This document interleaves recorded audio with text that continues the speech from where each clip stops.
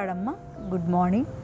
ప్రభునేసు క్రీస్తు నామంలో ఈ ఉదయకాలపు శుభవందనాలు మీ అందరికీ తెలియచెప్తున్నాను. ఎలా ఉన్నారమ్మా? అందరూ బాగున్నారా? దేవునికి మహిమ కలుగును గాక. మేము కూడా మీ అందరి ప్రార్థన వలన బాగున్నాము. మరి నిన్నటి దినమున ఉపవాస ప్రార్థన చాలా అద్భుతంగా జరిగింది. దేవుడు చాలామందిని నడిపించారు చాలా అద్భుతముగా. మీరు ఒకవేళ లైవ్ చూడాలి అనుకుంటే మీరు చూడండి. బెతస్తా ప్రార్థనా మందిరం కొత్తగూడెం, బెతస్తా ప్రేయర్ హాల్ కొత్తగూడెం అనేది వారిని చూసి మీరు లైక్ కొడతారా?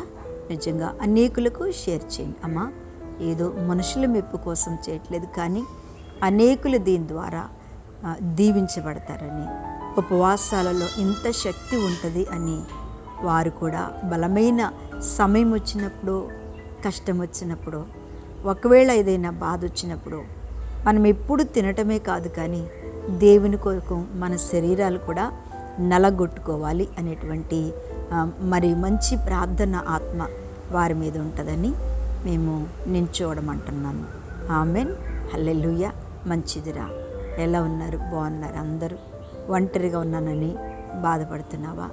లేకపోతే అనారోగ్యంగా ఉన్నానని మంచంలో పడి ఏడుస్తూ ఉన్నామా? నిజమే దేవుని బిడ్డలారా, మంచంలో పడి వ్యాధులు అనుభవించట ఎంత కష్టతరమో నాకు తెలుసు. ఎందుకంటే నేను కూడా శరీరముతో ఎప్పుడు ఏదో ఒక బాధ అనుభవిస్తూనే ఉంటాను. ఎందుకో తెలుసా? అనేకుల కోసం ప్రార్థన చేయుటకు. దేవునికే స్తోత్రం. నిజమే దేవుని బిడ్డలారా, మనందరము కూడా పడుకున్నప్పుడు, అనారోగ్యంతో ఉన్నప్పుడు మనవలే ఎంతమంది రోగులు ఇలాంటి బాధ అనుభవిస్తున్నారో, ఎంతమంది బిడ్డలు ఇటువంటి అనారోగ్యం అనుభవిస్తున్నారో వారిని మనం జ్ఞాపకం చేసుకోవాలి. అందుకోసమే దేవుడు ఈ వ్యాధిని పెట్టాడము. బిడ్డల్ని కోల్పోయిన తల్లిదండ్రులారా, ఒకవేళ ఇలాంటి వారి కోసం మీరు కన్నీరు కారవాలని దేవుడు ఒకవేళ ఈ ముళ్ళుని జీవితంలో ఉంచేయడము. ఆర్థికము ఎందుకు వస్తుంది అంటే, ఇలాంటి ఆర్థిక అప్పులతో ఎంతమంది నలిగిపోతున్నారో వారిని జ్ఞాపకం చేసుకోవడానికి దేవుడు మనలను ఇలా ఉంచి ట్రైనింగ్ ఇచ్చి వారి కోసం ప్రార్థన చేయి, వారికి విడుదల వస్తుంది.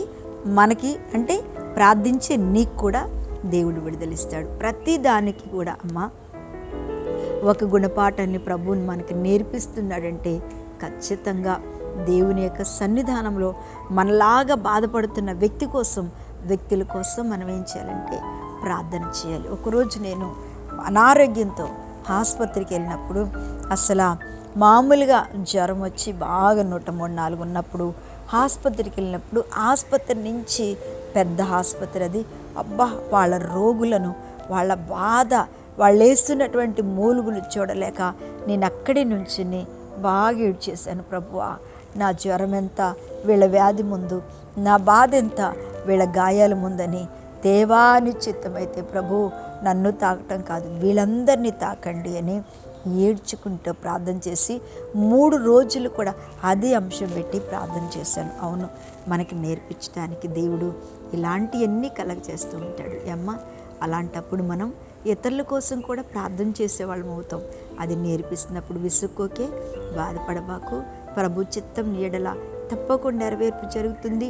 వారి కోసం కూడా నువ్వు భారం కలిగి ప్రార్థన చేస్తావు. అప్పుల్లో ఉన్న వాళ్ళ కోసం, సమస్యల్లో ఉన్న వాళ్ళ కోసం, అనారోగ్యంగా ఉన్న వాళ్ళ కోసం ప్రభు ఒకవేళ వాళ్ళ బాధ తెలియటానికి నీకు ఈ గాయమును, ఈ బాధను చేసినట్టయితే ఎక్కువగా అమ్మో దేవుడు ఇలా ప్రజలు ఎంత అనుభవిస్తున్నారు, నేను వాళ్ళ కోసం కూడా ప్రార్థన చేస్తానని మీరు తీర్మానం చేసుకున్నట్టయితే దేవుని బిడ్డలారా, అద్భుతమైన విడుదల వారికి కలుగుతుంది, అద్భుతమైన స్వస్థత మనకు కూడా కలుగుతుంది. మంచిది. ఈరోజు దేవుని యొక్క వాగ్దానం ఆదికాండం 12వ అధ్యాయం 1వ వచనాన్ని చదువుతున్నాను. యెహోవా, నీవు లేచి నీ దేశం నుండి, నీ బంధువుల నుండి, నీ తండ్రి ఇంటి నుండి బయలుదేరి నేను నీకు చూపించు దేశమునకు వెళ్ళము. అబ్రహాముతో దేవుడు స్వరమెత్తి మాట్లాడుతున్నాడు. మనందరికీ తెలిసే విషయం. మనం చదివి చాలాసార్లు విని చదివి అనేక దైవ సేవకుల నోట్లో నుంచి కూడా ఈ మాటలు మనం విన్నాం. కానీ ప్రభు చెప్పే మాట లేచి అంటున్నాడు కదా. ఎప్పుడు లెగాలి? యెహోవా నీవు లేచి నీ బంధువులను దేశమును విడిచిపెట్టమన్నాడు. నిజమే, మనల్ని ఒక్కోసారి మనం లేచి దేవుని సన్నిధిలో ఏం చేయాలట? దేవుని మాట వినాలంతే. మాట వినే చుట్టాలు అంటే మాట వినేటువంటి ప్రజలు. దేవుని బిడ్డ, నువ్వు దేవుని మాట వింటున్నావా? ఒకవేళ ఎక్కడికైనా నిలమంటే వెళ్తున్నావా? సువార్త చేయమంటే చేస్తున్నావా? ప్రార్థన చేయమంటే చేస్తున్నావా? నువ్వు దేవుని మాట విన్నట్టయితే దేవుడు నిన్ను నీవున్న స్థలంలో గొప్ప జనముగా చేయబోతున్నాడు. ఆమెను చెప్పండి. ఏం మామూలు జనం కాదు.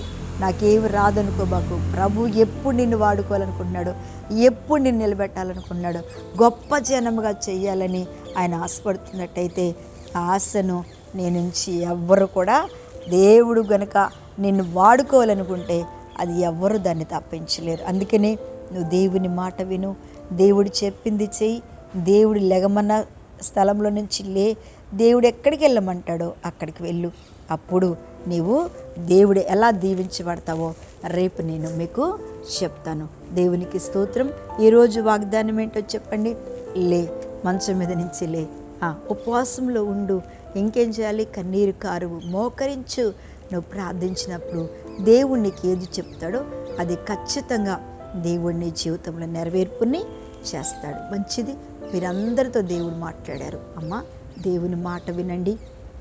ఇలాంటి శ్రమ వచ్చినప్పుడు ఓహో, నన్ను ఇతరుల కోసం ప్రార్థన చేయడానికి ప్రభువు నన్ను వాడుకుంటున్నాడని నువ్వు గ్రహించినట్టయితే నీ కార్యం జరుగుద్ది, ఇతరుల కోసం నిన్ను వాడుకుంటాడు. కళ్ళు మూసుకోండి, ప్రార్థన చేస్తాను. మహాపరిశుద్ధుడా, మహిమ కలిగిన తండ్రి, ఉదయకాలమున ప్రతి ఒక్క బిడ్డను దర్శించండి నాయన. ప్రతి ఒక్కరిని ఆస్వాదించండి ప్రభు. ప్రతి ఒక్కరు నీ చేతిలో వాడబట్టకు సహాయం చేసి తండ్రి, ఈ దినమంతా వారికి తోడుగా నీడగా కాపుతల భద్రతగా ఉంచి దీవించమని యేసు నామంలో వారి వెంట వెళ్ళి శక్తినిచ్చి, ఉపవాసములో శక్తి, ధైర్యమును, దర్శనంనిచ్చి దీవించమని యేసు నామములో అడుగుచున్నా తండ్రి. ఆమేన్. Praise Lord. దేవుడు మిమ్మల్ని దీవించింది. ఆమేన్.